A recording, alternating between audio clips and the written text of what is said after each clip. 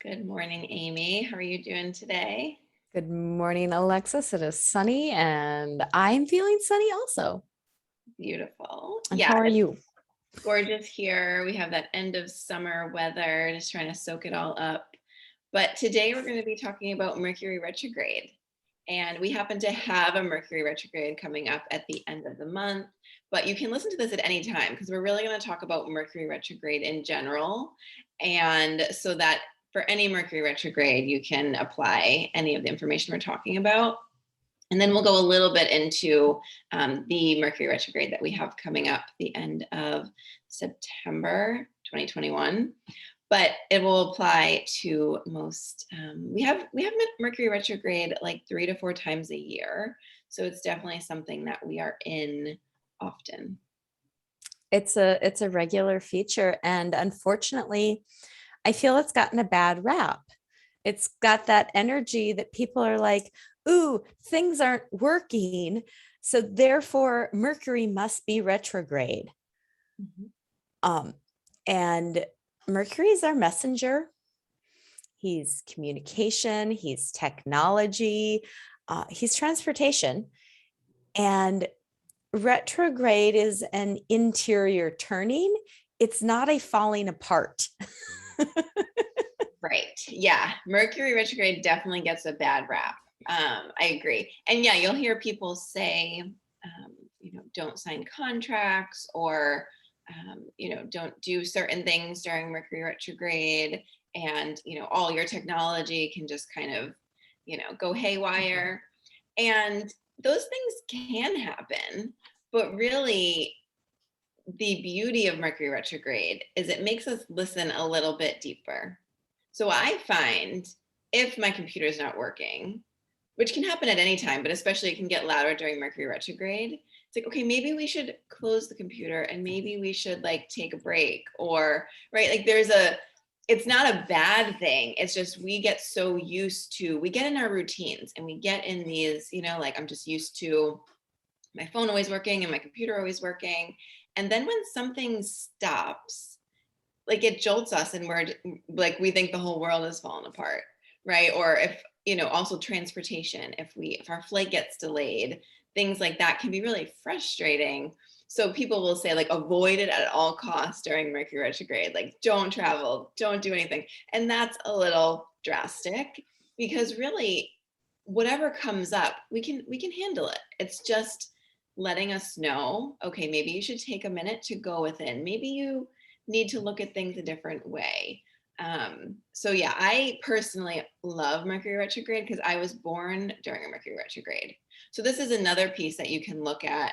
Were you born during a Mercury retrograde? Because if you are, I find Mercury retrograde doesn't really bother me too much. It's almost like, okay, this is my natural, like I love this, like yay, everyone gets to be in this kind of introspective place that I am in like all of the time because that's my natal placement. I was born during a Mercury retrograde.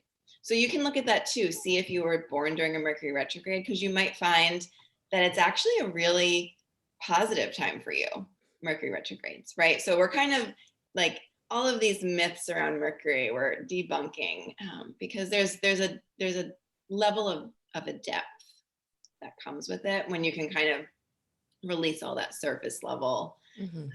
stuff. Yeah, we're gonna do some unraveling today because, as Alexis stated, she's in her what essentially is her native habitat energetically with Mercury when he goes retrograde. And for those of us that don't have Mercury natally retrograde, that's our natal habitat. Because Mercury goes retrograde so often in the course of a 1 year period, there are people born every day all over the world when Mercury is in retrograde.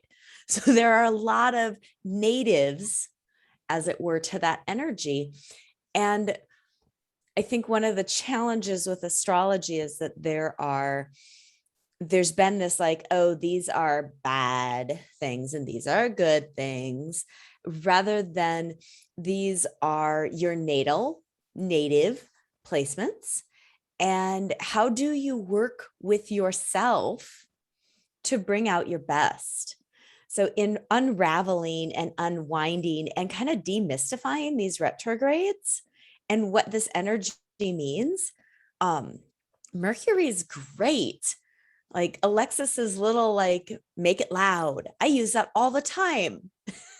Mercury, make it loud. And they do make it loud. And you spoke about how when we get in our routines, the word that came to mind is we get in our ruts.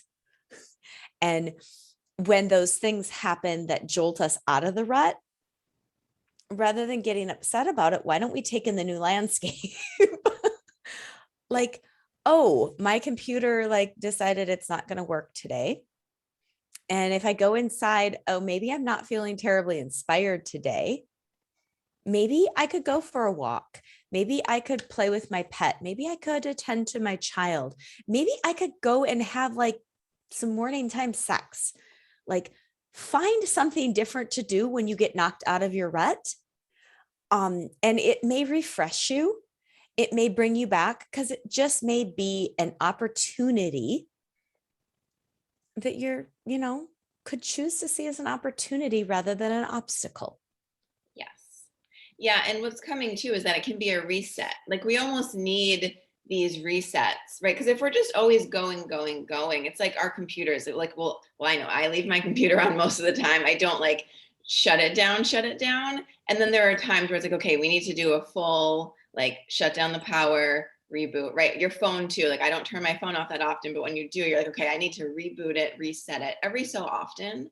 And that's almost what Mercury retrograde feels like. It's this kind of hitting the reset button, going inward, kind of pausing where you need to pause, looking at certain things. Yeah, closing the laptop when it's not functioning. And that those resets are really important. And that's to me part of what retrogrades are as well. It's like hitting the reset button. And we all need that. Periodically. Another piece to think about with Mercury retrograde is he happens in similar elements. So he'll usually do this cycle where he'll hit 3 of the different elements. So for example, in 2019 and 2020, Mercury was retrograde in all water signs. So if we look at, say, 2020, that year, he was retrograde in Pisces, Cancer, and Scorpio, right? He hits all the 3 water signs. And water is our emotions, right? It's this like deep cleansing, also like our intuition. So if we feel into emotions, 2020, that's where Mercury was hitting the reset button, right? For all of those water elements. So that's an interesting piece to take in. And then this year in 2021, he moved into air signs. So all of the retrogrades in 2021 are in the air element. So we had Aquarius, Gemini, and we have Libra coming up in September. So that's another piece to kind of feel into, that he kind of moves in these cycles. It's not totally random. There's this kind of cohesion to, okay, he's going retrograde in all of the water signs, and then he moves into, for example, in 2021, this year, he's in retrograde in all air signs. So that's an interesting piece to feel into as well, kind of the cycle of how he moves. That's amazing. Your giddiness when you're like, so there's this elemental thing. I was like, yeah. And looking at Mercury's affecting the elements. So if Mercury is our messenger, and 2020 was about looking at our emotions. I am not the only person who has been saying it since spring of 2020. This virus, this pandemic, is affecting our lungs. It's affecting our ability to breathe. And in Eastern philosophy, our lungs are about grief. And it's something that I have definitely been seeing working with clients and in groups, that we don't have any skills or tools around a lot of our emotions, but grief is a big one. We don't honor grief. I think about how often I see parents, and I am certainly guilty of this as a parent, shutting down our children's grief over something by telling them that it's okay or it's only this thing. And while death and endings are a natural, normal, healthy part of the cycle, the other natural, normal, healthy part of the cycle is feeling the loss for those of us left behind. And so like the water, the tears of grief. The other thing is like, you know, if we look at the 4 super basic, easy, simple emotions, when we're working with, say, like being a parent and children, we've got mad, sad, glad, and scared. You know, up until scared, we had a rhyme thing going. And we haven't been well versed because we haven't been taught how to feel and then release. We tend to cycle and build up stories, and those stories spin the feeling around, and then we stuff it back down and it gets trapped in our bodies. One of my specialties is somato emotional release, like releasing the emotion from the body. It gets stuck in there. And the energy of that, if we allow it to flow in present time, is a chemical process in the body that takes 90 to 120 seconds.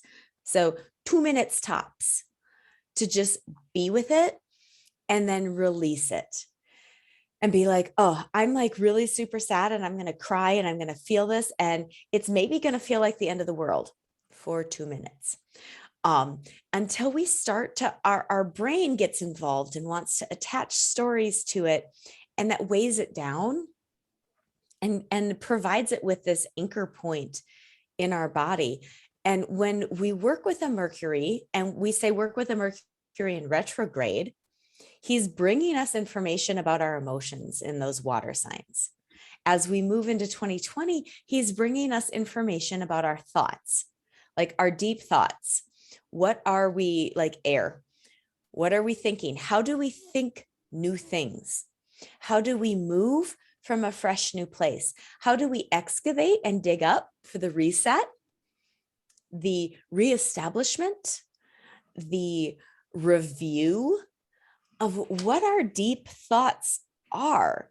Because those deep thoughts are running so much of our programming. They're happening in our subconscious space. You can go back and visit our talk with Lucia, where she talks about like the 3% that we know and the 97% that we don't. That applies to our conscious subconscious as well. We've got so many subconscious programs running because our conscious learning doesn't really kick in until we're in our adolescence. Until then, so much of our learning is on the subconscious level that we're not even oftentimes aware of the lessons that we're picking up from our family structures and our community structures, which don't support our abundance and create a breakdown in our thought patterns. And so by excavating those thought patterns while Mercury is retrograde, we're offering ourselves an opportunity to restructure. You see all these RE words I'm working in here? Those are all retrograde words, by the way. You put an RE in front of something and it becomes a retrograde word you can use and access to help yourself, help support yourself. So we can start to restructure our thought systems in retrogrades, especially Mercury retrograde. Like, it's such a big gift. Yeah, and that's the beauty of Mercury retrograde, is that it's often the subconscious, the things that we aren't aware of, that we didn't know. We feel back into 2020 and all the water retrogrades, right? And there are certain elements where, and depending on how you are personally, some may feel more difficult than others. So for some, the water retrogrades may have felt more challenging or just different than the air retrogrades, because the water retrogrades are really allowing us to go into our emotions that when we're, forward motion, just going through life, we're not really checking in, because a lot of it too is, like you said, that we're not even conscious of it.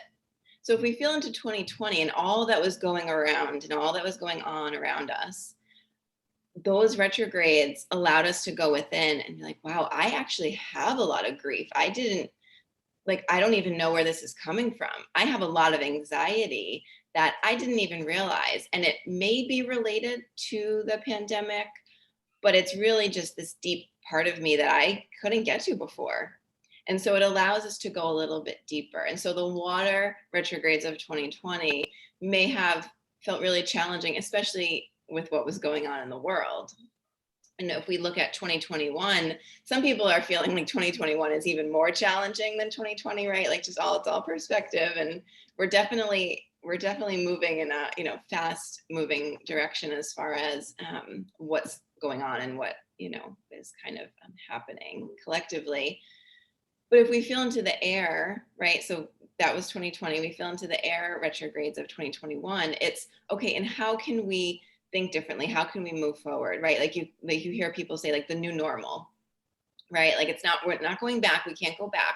How do we move forward? How do we make this work? How do we, right? And there's still a lot of uncertainty, but you can kind of feel the difference. And so the retrogrades in air, because we also have, it's a big air year in general, 2021. Mm-hmm.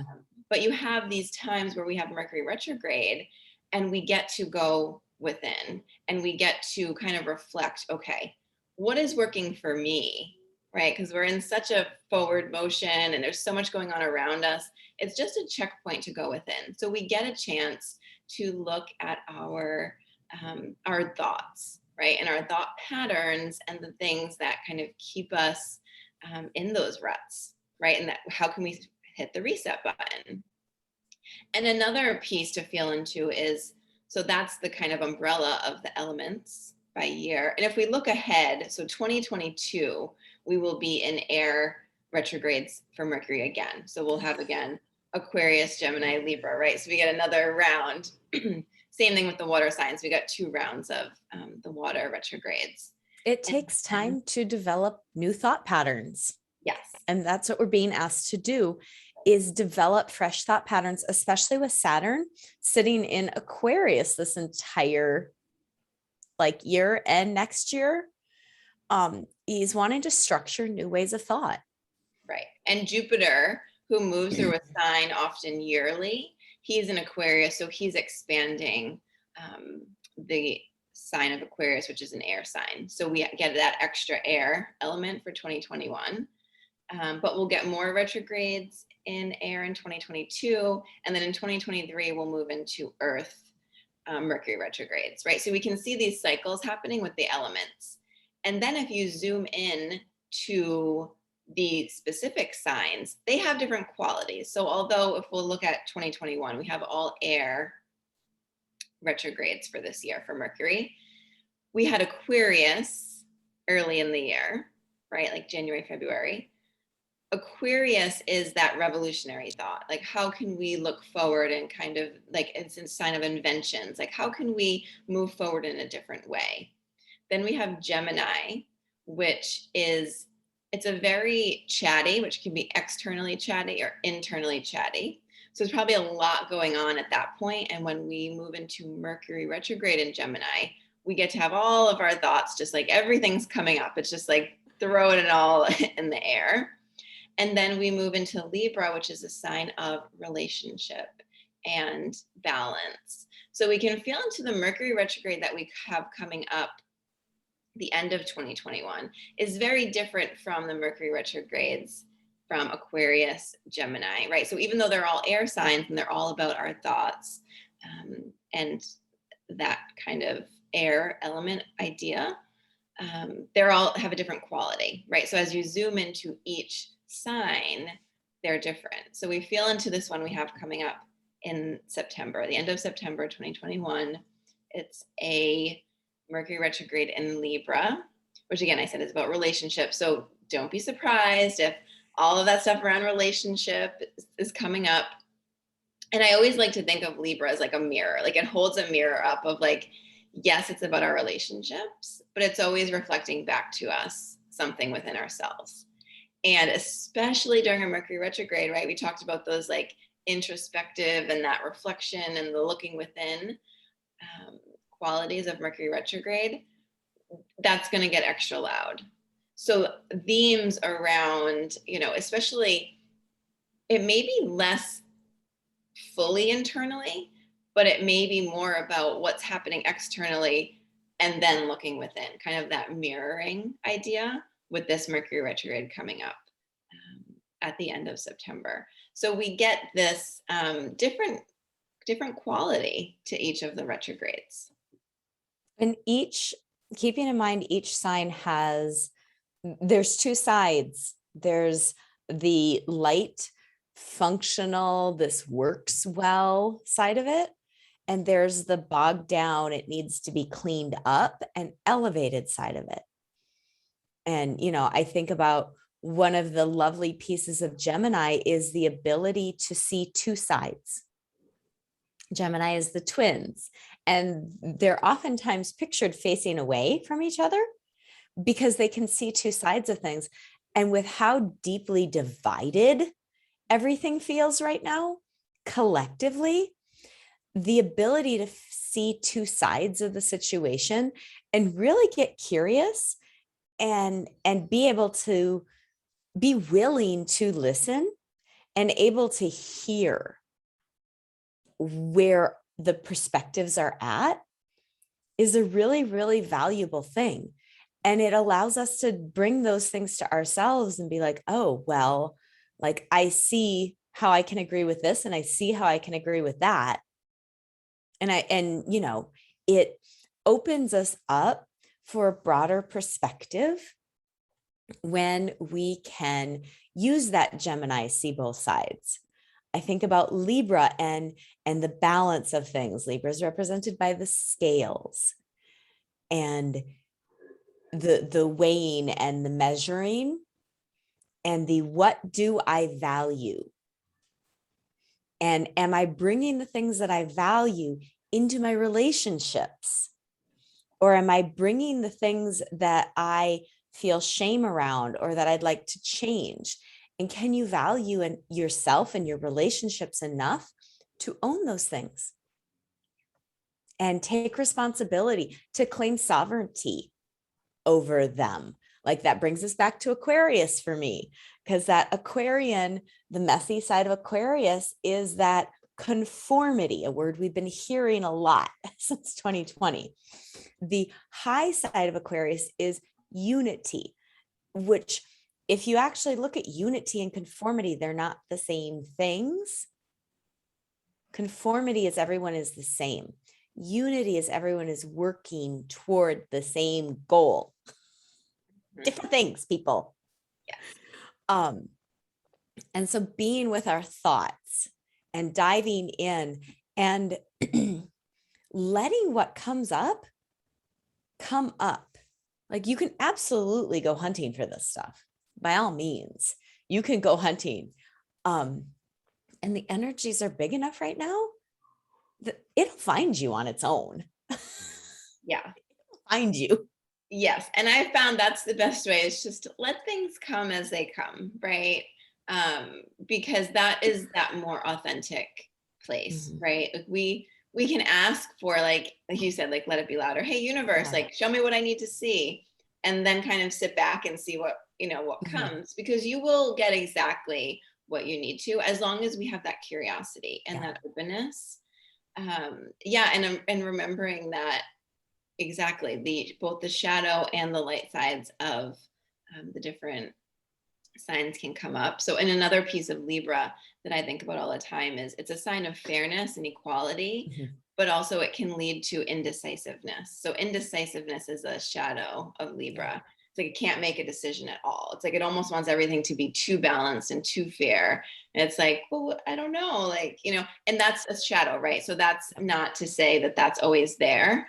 There's different levels and different kind of things that can come up, but that can come up too, of like needing to stand your ground. And so with Mercury retrograde in Libra, it's a chance to say, okay, where am I kind of indecisive, and I'm kind of not really rooted in what I believe, or I'm kind of swayed by other people. How can I get really rooted and strong in myself? so that I can move forward in a more balanced way within myself. Right. And so that's kind of another piece of Libra. And just to feel into that, like you said, every sign, there are the shadow and the light sides, or the, the higher octaves of the signs as well.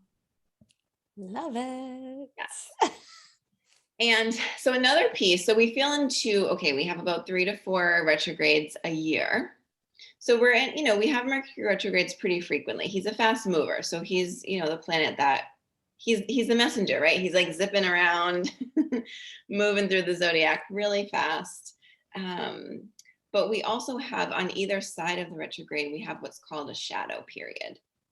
So we just opened the pre-shadow period for the Libra Mercury retrograde on September 6th, which also fell on the new moon. So we had a new moon in Virgo, which opened the door for this Mercury shadow period. And the shadow period just means it's usually a few weeks before and after when Mercury it's a ground that Mercury is going to cover. So if we think about where Mercury is right now, he's around, I believe, 10 degrees of Libra.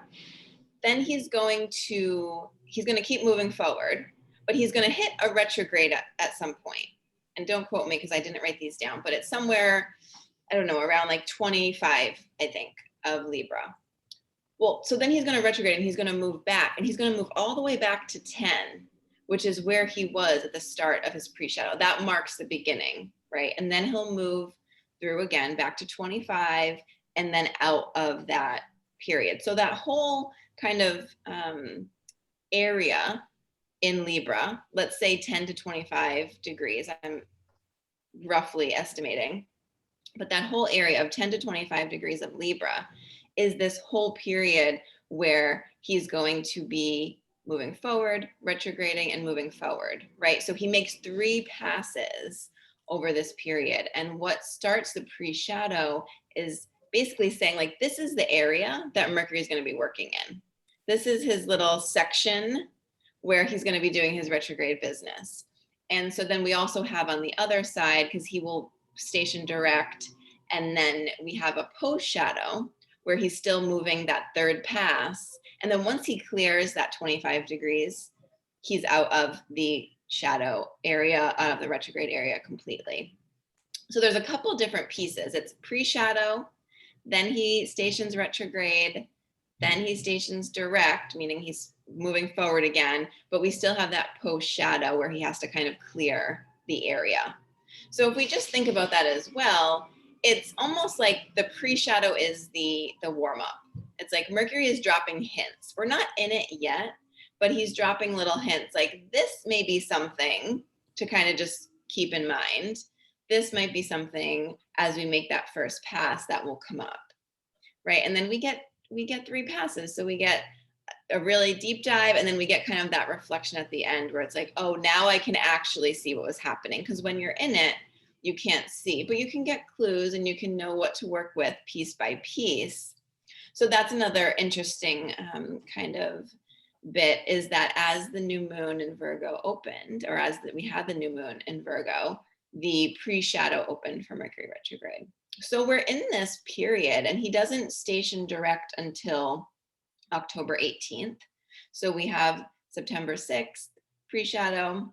He will station retrograde the end of September on the 27th, and then station direct on October 18th, which there's a lot going on in October. A lot of planets are stationing direct, not just Mercury, in October. So we have like tons of forward motion happening. It's going to be like we were all like, kind of like on vacation for a couple months, although, right, it doesn't feel like vacation, but in the astrological, or like, we were all like sleeping or whatever. And then it's like, everything's like, okay, it's go time. Everything moves forward. So October is a big forward moving month. And then we have our post shadow ends November 3rd. So it's actually a longer period when you think about his retrograde short. It's usually about 3 weeks or so. But really, we have September 6th to November 3rd, where we're in this whole shadow period included with the Mercury retrograde. So that's another piece to keep in mind, that it's not like we're, nothing is in and out. There's always buffer of things that happen on either side. So we have kind of that hint dropping period of the pre-shadow. We're really in it for the retrograde. And then the post-shadow is kind of the reflecting and the, oh, okay, now I can see pieces that I couldn't see before. Yeah. So the invitation feels like to like ground this and, well, how do I work with this? How do I work with the pre-shadow? Just pay attention, or be like Mercury, make it loud. Just, a little note with the Mercury, make it loud. He will. Yeah. Don't ask unless you really don't ask unless you really want to know. Because the other kind of archetypal energy of Mercury is a trickster. Mm-hmm. He loves to play the trickster. And so you ask him for something and he's like, oh yeah, game on. Like I will play that game with you. And so I will say, Amy and I were laughing, like this morning, like Zoom was not working. We had like stuff going on all around us. And we were just like, yeah, that's Mercury. He's like, you want to talk about us? I'm also the trickster, and I'm going to drop all these little tricks your way. Mm-hmm.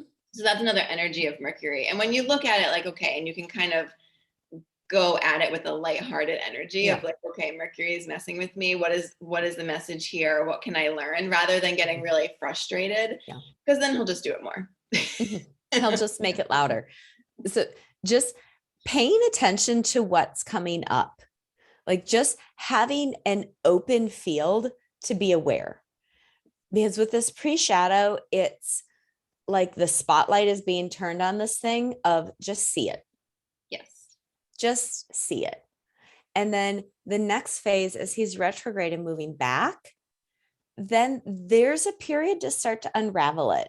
And like Alexis said, it's that deep diving period. It's that moving into it and working through the renovation pieces, the kind of formulating your plan of how you're going to address, change, hold, shift, dance with, utilize what you've been shown and what you're dealing with. And then as we move direct again, that's your time to implement. That's your time to take action on bringing forth what was revealed. So I'm just trying to think, like, help me with an example. I'm trying to find an example. Since this just started yesterday, I don't. Yeah. Well, I was also going to say, if you are someone who journals, it can be really helpful to journal, especially because it's an air sign, right? To journal during the pre-shadow, during the retrograde. And then towards the end, you can look back. And that can be really helpful, because when we're going through things day to day, we're still, right, you don't have to journal. Like, we're still getting the lessons, and we're still, it's going to come no matter what. But it can be helpful for our little intellectual minds to be able to look back and kind of connect the dots. I feel like that can be a helpful place, because we'll get there when we get there, but it can just be an added little benefit to journal and be able to look back and understand. Also talking it out, like talking to friends, talking to people, if you have a therapist, right? Like talking it out can be really helpful. Again, we're remembering we're in air signs, and especially because it's a sign in Libra, or it's a Mercury retrograde in Libra, especially bouncing it off of people. Like that's when you're going to get it back to you, right? So like the conversations, like, and having those deep conversations. Like the beautiful thing about the pre-shadow is we get to just observe and witness, but to invite ourselves to have those challenging conversations during the Mercury retrogrades, right? And it's mostly about us. So we can take as much time as we need to discern, and what is the thing that I want to, have this conversation about. But with it being in Libra, there's a big quality of like communicating with others and then seeing what comes back, right? Like seeing where we're triggered, seeing where something comes up that lights us up, good or bad or otherwise. And those are the little messages, right? It feels like that's the Libra beauty, is we get to see it reflected back through others. So that feels like another piece to keep in mind for this Libra. It's Mercury. coming in really loud to issue an invitation to not make any decisions for anybody else. That can be a really messy piece of relationships, that I'm going to decide what's good for this person. And nobody likes to have their decisions made for them.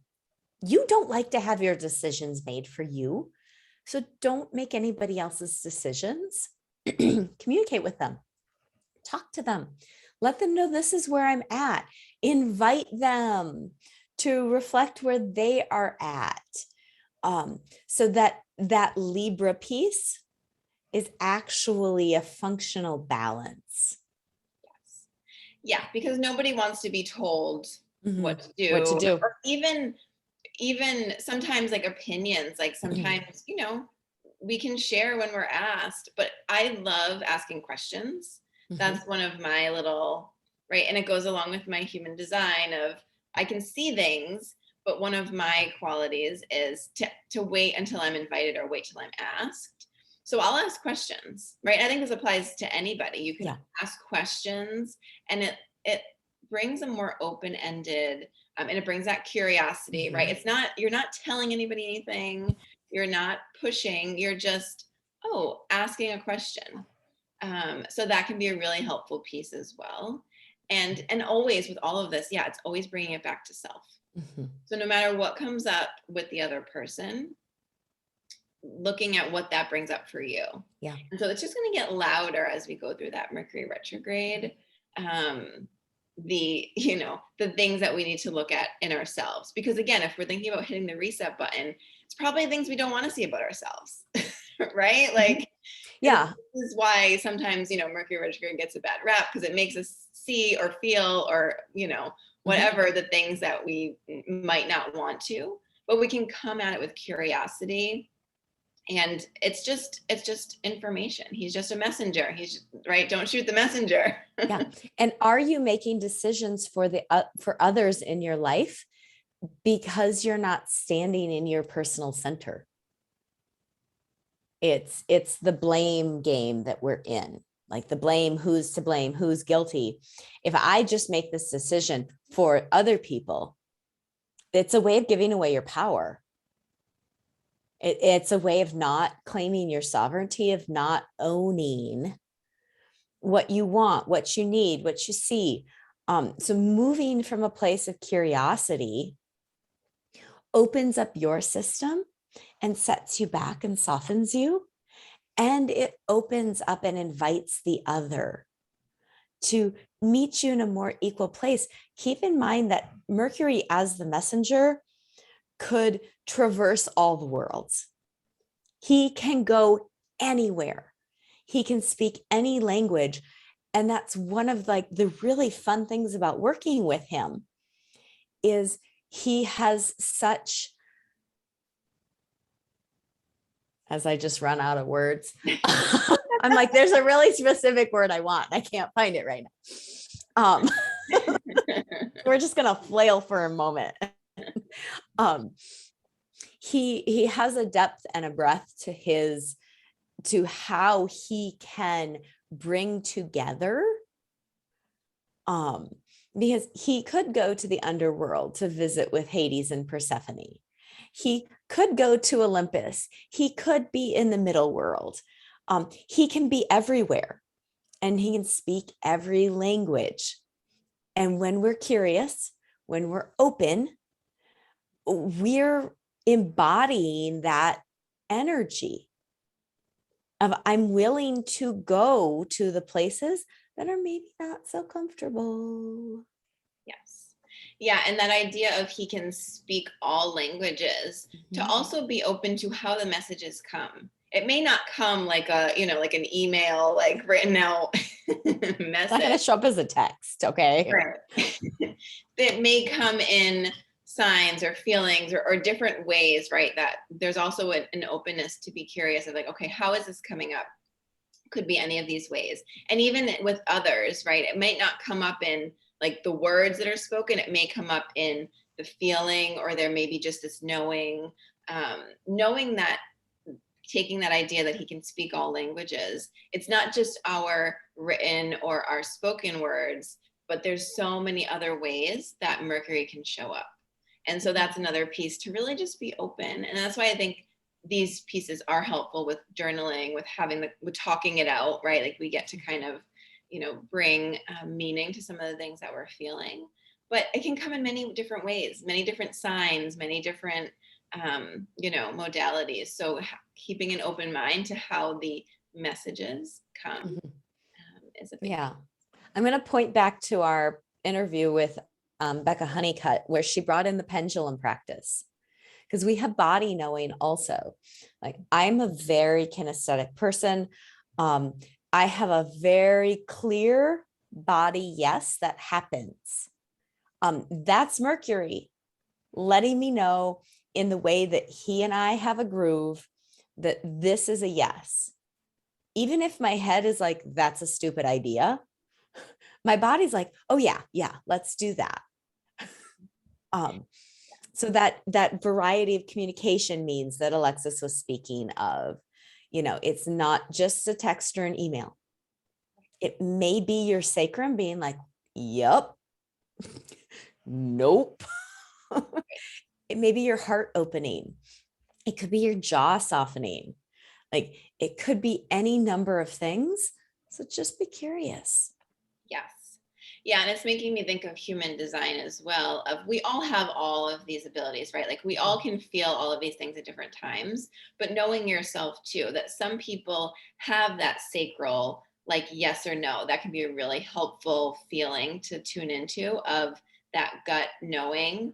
Some people are emotional processors, where it's kind of like riding the wave and it takes a bit. So it might not be instantaneous, but they'll know once they sleep on it, then they'll know, right? Like it might take a little bit of time. Some people are very instant, some people take longer. And so knowing yourself, also knowing that some people really have to have it reflected back to them from another person. That is actually an inner authority human design type of, you have to actually have it. You have to ask others and have it reflected back. Because sometimes you can be so open that you don't actually know for yourself. And that's okay. Like none of these are better or worse. It's just knowing you and knowing that any of these pieces can come up for any of us, right? So there are times where we may need to have it reflected back to us from another person. There are times where maybe we have instant knowings. There are times where we maybe need to sleep on it. And then also in general, we tend to each have our like go-to knowing, right? Like we have our, and in human design, they call it your inner authority, but we have access to all of it. And so during this time, just really being open, right? To, okay, I don't know how this is going to come, how the messages are going to come, how the knowings are going to come. I know how I generally work. So that's beautiful to check in and know that about yourself. And if you don't, right, asking, oh, how do I, make decisions, or how do I have those knowings, and checking in with that. And then just being really open to how it comes, which is another reason why I love human design, because it gives us these ideas and tools, and we don't have to hold on to it so firmly, but it reminds us that we are all very different, and that we all have very different ways of processing our emotions, and the way our intuition works can even be different. Because I remember hearing people say like, oh, I have this, like this is how it feels to me, like this gut knowing. And for some people it's different. For some people it is that, and for some people it's not. And so I think that's another piece, to just really be open and really be curious about how the messages come and how it works for you. Because that's really what this is about. Like it's really about learning more about ourselves. Yeah, some reclaiming of your own center. And all of these are just options. They're just doors. Just doors. They're just doors. And now, being a primary fire person myself, if we've got air this year and air next year and earth for the next 2 years, it's going to be a while before he's back in fire.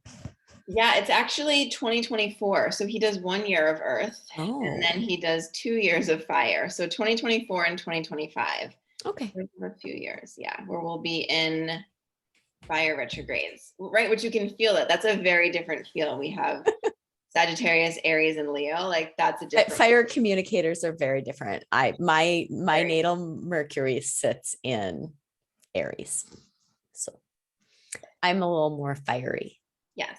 And that's something you can look at too. Where does your natal Mercury Mhm. sit? Which element and which sign, right? So does it like natally sit in air or water or fire? And then tuning into when you have that year where you have Mercury in that element, Mhm.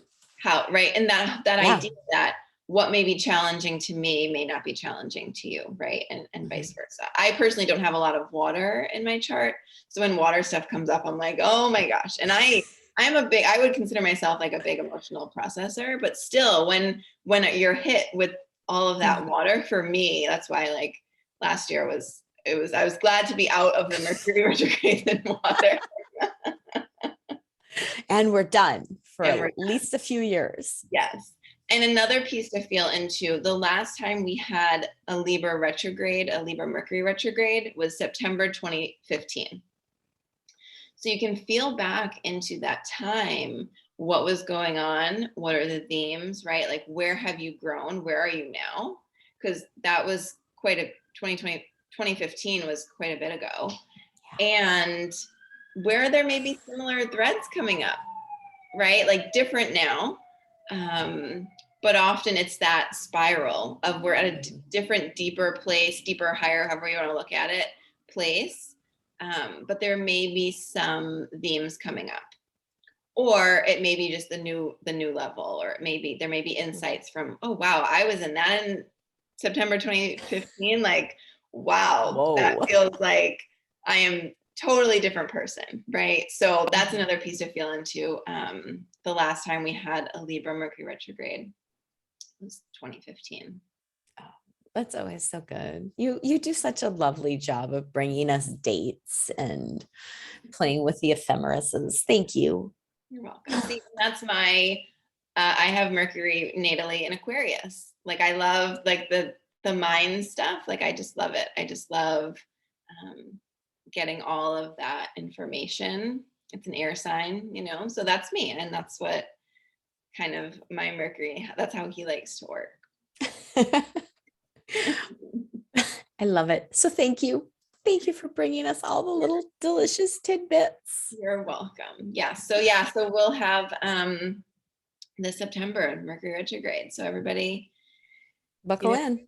Get your journals out, get that list of people that you're gonna, have the conversations with. Mhm. And maybe there'll be new people, right? Maybe there will be new relationships Yep. coming in. So Love it. yeah. Love it. But so we've gone over our pre-shadow period and our retrograde period and our post-shadow period. There is also, I'm guessing that you've got on your little list Cazimi and Yeah. Combust. So the way that Mercury works, where he begins his cycle, if we think about like a new moon phase with the new moon moving to a full moon and then coming back around to a new moon. If we think about the new moon phase, like right, that beginning phase for Mercury, it's in the middle of his retrograde. So each retrograde, he starts a new cycle. So he will start a new cycle in Libra this fall or spring, depending on where you are. But And it's called the heliacal rising. Is that correct? When a planet moves past the sun, so we can see it again in the sky. That is a thing, yes. Mm-hmm. But this is just focused on his conjunction with the sun. Okay. And he goes through two. So there's one where you can't see him because he's behind the sun. So Mm-hmm. going back to that new moon phase, he begins a cycle in his retrograde phase where he is between us and the sun. And so if you were to look on a chart, he is conjunct the sun. And when he is really in a tight conjunction, it's called Cazimi. And on either side, it's called Combust. So when he's in Cazimi, it can be this moment of clarity where we can hear the messages really clear. But what's going? Just keep going. Okay. But when we are on the other sides of it, when it's combust, the messages can be disjointed and a little foggy. So we have the new moon phase. We have, when he moves to the other side now, we have the midpoint of his phase is the, so that was the inferior conjunction where he's at that new moon kind of place, the new beginning place. He starts at in the middle of each retrograde. And then he moves around the halfway point is when he's on the other side of the sun. So we can't see him. He's on the other side of the sun. And he hits a cazimi there as well. But it's a different flavor, right? It's a midpoint. But the cazimi just basically means it's this moment. It's like a couple hours actually that day where we get some clarity. And then on either side, it's called combust, where it's just the messages are just really fuzzy, cloudy, right? Like we can't really hear clearly.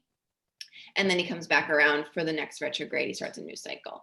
So that's where his cycle is, that he begins the middle of each retrograde, and then he moves around till he's back in that inferior conjunction place. And so now I know with the Mars cycle, when Mars starts his cycle in a sign like Libra, which is what Mercury is about to do, everything that Mars does to that cycle is flavored with Libran energy. Yes, right. So that will be the case with Mercury as well. And you can also look at what house Libra falls for you, because it's definitely around those ideas you mentioned around relationships and balance. And really it all comes into that like inner union, that inner balance within ourselves. But that will be the flavor. So definitely, relationships and how we are in relationship and what that means for us will flavor it. And you can also look at what house Libra falls for you. So the house meaning there, for 1 through 12 can be about the self. It can be about home. It can be about relationships also. Spirituality. 7th house, spirituality. It can be about career. So looking at the house that Libra is for you, right? There's a number associated with each sign, can also be the flavor that kind of moves through that cycle for you. And again, it's a few months cycle, so he moves pretty quickly. So it's longer than a moon phase, but it's shorter than most of the other planets. And he's unique because he's in that inner, when we think about the order where the earth falls between us and the sun, right? Like he's between us. So we have Mercury is between us. And then when you think about Mars, you mentioned Mars has a completely different cycle because he's on the other side of the earth. So that's just, just because you brought up Mars, there's just different flavors. But yeah, the sign that they begin their cycle definitely flavors that cycle. And Mercury just happens to be a faster cycle because he moves quickly. So he's a speedy guy. He's the speedy messenger. Yeah, he's the little wings on his little feet. Yeah, his little sneakers with wings on them, and his little helmet with the wings. Yes, very speedy. Very fast. He's speedy, which is that technology piece. Like that's why Mercury is associated with technology, because our technology has sped up our life. It's sped up our communications, transportation has sped up our lives. It's sped up moving from place to place. And Mercury's higher vibing pal Uranus is also communication, technology, transformation, but he's a little more rebellious. And he's this higher octave. And that's a whole nother podcast. Right. He's a slower mover. So for him, it's like these almost generational, these longer kind of qualities. When we think about Uranus takes 84 years to come around and make one complete cycle, where Mercury like zips around, like a little longer than a year. But he goes like in a lifetime, you're going to go through a lot of Mercury spinning around that zodiac. And you'll only have, if you're lucky enough, to experience one Uranus. So it's a very different quality, but yes. Yes. Totally super, super good. I got full body after I went and rescued the cat on his perilous position perched upon furniture he had no business being perched on the top of. Like hearing the Cazimi and the clarity that comes with that. It's, yes, I have experienced that so often that like, it's just like this. And now we know. Yep. And that combust area, I think of it as like explosions in movies, that you've got like the ring of messy, turbulent fire with all the air and the wildness to it. And I think about like when he's in an air sign, that he's moving from the eye of the funnel cloud out into the swirling mess of the funnel cloud and then out. So that combust period can feel wily and wild and like you're being buffeted. Yes. And I was looking up when we have that Mercury conjunct the sun. Mm-hmm. So when we'll have that Cazimi, and it is October 9th. So Yes. that's that day where we'll have a few hours where we'll have that kind of drop of clarity. And then on either side, it'll be, right, combust. And that's also another quality that comes with when we're in that retrograde, because it's going to be the middle of his retrograde. So October 9th, that's when he begins his new cycle, right? So if you are, a fan of journaling, you'll be like, hey, Mercury, let's set an intention like you would with a new moon. You can do that with Mercury, right? Like you would do it with the moon on, each month with the new moon. You can do that with Mercury. So on October 9th, you can kind of set an intention with Mercury. It's a Mercury retrograde in Libra, in my whatever house. You don't even have to know that. You don't have to know any of it, but you can still set the intention. Okay, this is what's been coming up, because by then we're going to be, right, we're in kind of like the middle of that retrograde. We're going to know. We're not going to have clarity because, right, we talked about the combust energy. Yeah.